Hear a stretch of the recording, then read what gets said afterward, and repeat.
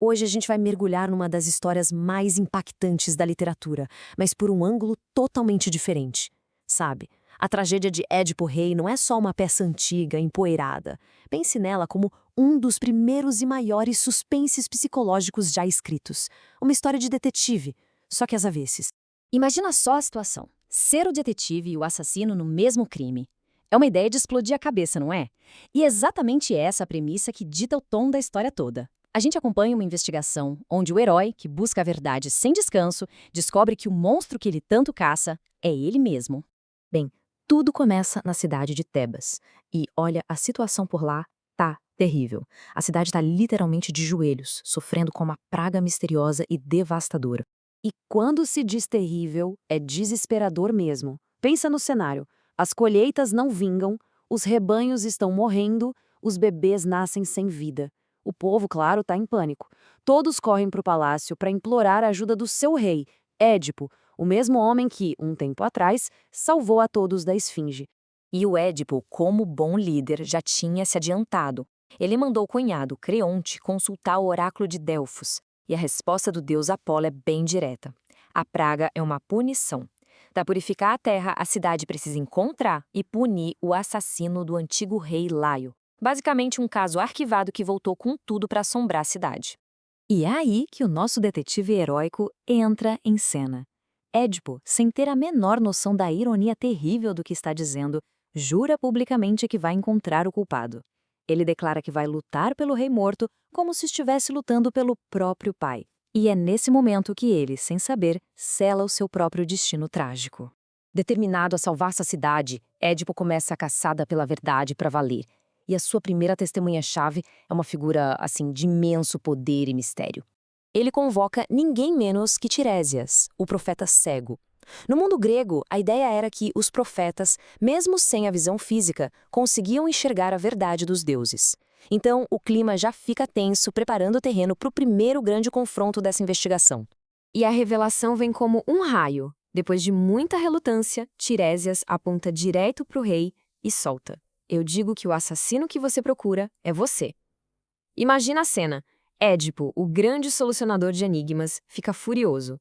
Ele simplesmente não acredita e já descarta a acusação, achando que é uma conspiração política do Creonte para roubar o trono. E aqui a gente vê o tema central da peça.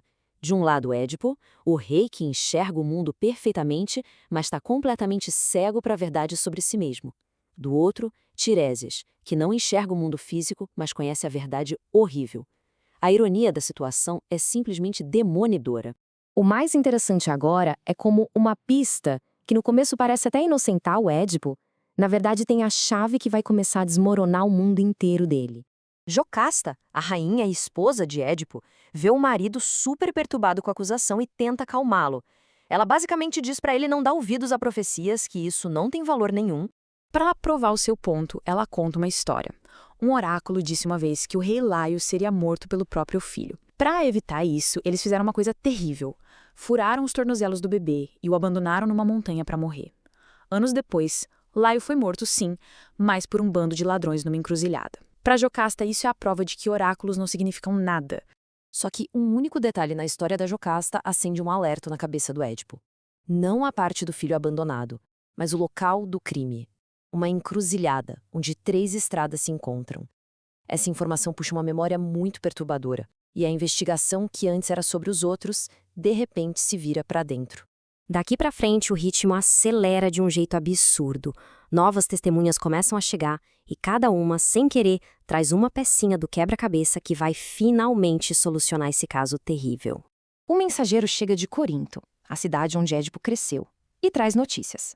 O rei Pólibo, que Édipo sempre acreditou ser seu pai, morreu de causas naturais. A primeira reação de Édipo é um alívio enorme. Afinal, a profecia de que ele mataria o próprio pai agora parece impossível de acontecer.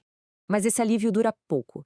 O mensageiro, tentando confortar Édipo sobre a outra parte da profecia, a de que ele se casaria com a mãe, solta uma verdade bombástica. Pólibo não tinha nenhum parentesco de sangue com você. Pronto. A identidade de Édipo se estilhaça ali mesmo. Então, a testemunha final e crucial é chamada o pastor que deveria ter abandonado o bebê. Ele confirma a história do mensageiro e, sob pressão, revela a última peça. O bebê que ele entregou ao mensageiro anos atrás era o filho do rei Laio. Nesse exato momento, o passado colide violentamente com o presente.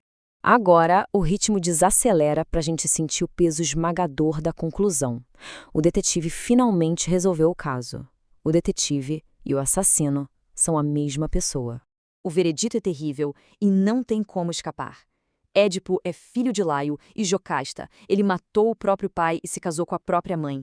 A praga que assolava Tebas, a mancha que ele jurou limpar. A causa era ele. Com a verdade exposta, Édipo grita em agonia: "Ó luz, que eu te veja pela última vez." Essa frase marca a transição do clímax da descoberta para a catástrofe que, inevitavelmente, virá a seguir. As consequências são rápidas e brutais. Jocasta, ao perceber a verdade, se enforca. Édipo encontra o corpo dela e, num ato de desespero e autopunição, arranca os broches de ouro do vestido dela e fura os próprios olhos. Ele, que era cego para a verdade, agora se torna fisicamente cego, como punição por um crime que cometeu em total ignorância. Para a gente concluir, vamos pensar um pouco.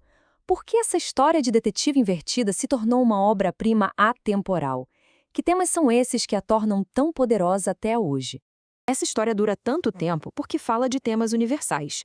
O perigo do orgulho excessivo, a tal da hubris de Édipo que achava que podia fugir do destino. A força que o destino parece ter, quase inescapável. A ironia trágica, onde a busca pela verdade leva à completa ruína. E, claro, a diferença profunda entre só ver e realmente compreender.